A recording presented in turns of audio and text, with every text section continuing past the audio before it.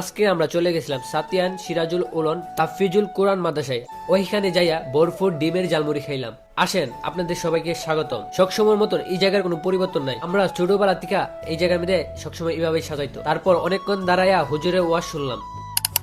Hello guys, আসসালামু আলাইকুম। সবাই কেমন আছেন? আলহামদুলিল্লাহ, আপনাদের দোয়া আছে আমি অনেক ভালো। আজকে আমরা চলে যেতেছি সাতিয়ান বড় মসজিদে। দেন সবাই যেটা চিনে বড় মসজিদ, হ্যাঁ, আর অনেকেও মাদ্রাসা বলে চিনে। তো আমরা যেতেছি বড় মসজিদে, আমরা যেটাকে দিয়ে চিনি, তো সেটাই আমি প্রকাশ করতেছি।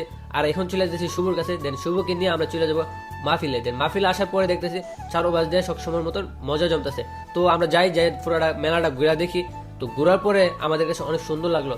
আগের থেকে এখনের তুলনা অনেক বেশি, মানে আগে মজা এত বসতো না, এখন মোটামুটি অনেক ভালো জমে। তো রাতের বেলা অত ভালো বোঝা যাইতেছে না, অনেক সুন্দর জায়গাটা। আর এই জায়গাটা একদম পরিবেশ মুক্ত, মানে একদম সুন্দর জায়গা, যেটাকে বলে কোনো গ্যাঞ্জাম নাই, কিছু নাই। তো আসার পরে আমরা দেখতেছি চারপাশ দিয়ে মজা জমছে। এখানে আমরা আসলাম।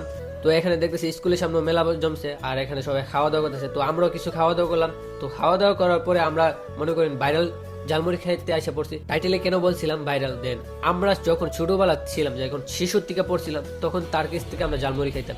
এখন একটু স্পেশাল হয়েছে। আগে শুধু ডাল দিয়ে ব্যস্ত, আর এখন সাথে আলু এবং ডিম। তো সবকিছু নিয়ে তার জালমুড়িটা মাশাআল্লাহ অনেক মজা হয়। তো তাকে সবাই চিনে সাতিয়ানের মধ্যে।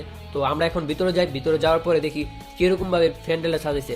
তো এই জায়গাটা দেখেন কোনো ব্যতিক্রম নাই, এখানে অনেক সুন্দরভাবে সাজিয়েছে সবসময়ের মতো। তো আমরা যাই, ভিতরে যাই, দেখা যাক কিরকম। আর আমাদের বড় মসজিদের রাস্তাগুলো ছিল মাটির, এখন হয়ে গেছে ফাঁকা। তো আমাদের কোনো মাশাআল্লাহ মনে করেন মাদ্রাসার সামনে গুলো অনেক সুন্দরভাবে সাজানো হয়েছে। যে জায়গাগুলো ছিল ফাঁকা, এই জায়গাগুলো মনে করেন গাছ বেরিয়ে সাজানো হয়েছে অনেক সুন্দরভাবে, গাছ নতুন গাছগুলা লাগাইছে।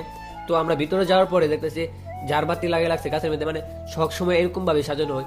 আগে আরো অনেক সুন্দরভাবে সাজানো হইতো, এখন তো একটা সুন্দরভাবে সাজানো হয় না। তারপরও অনেক সুন্দরভাবে সাজানো হয়, কারণ দিন যত যাবে অতই মনে করেন অন্যরকম হবে। তো আমরা সবাই হুজুরের ওয়াজ শুনি, আপনারা সবাই ভিডিওটা দেখবেন। যদি ভিডিওটা ভালো লেগে থাকে অবশ্যই লাইক কমেন্ট শেয়ার করে দিয়ে যাবেন। তো আমার বক বক শুনলেন, এখন আপনারা একটু হুজুরের ওয়াজ শুনেন, সবাই ভিডিওটা শেয়ার করে দিবেন। নামাজি বানাও, দেখবা আপনা আপনি পর্দা নিশ্চিত হয়ে যাবে। এই ছেলের হাত থেকে মুখ করে যাবে।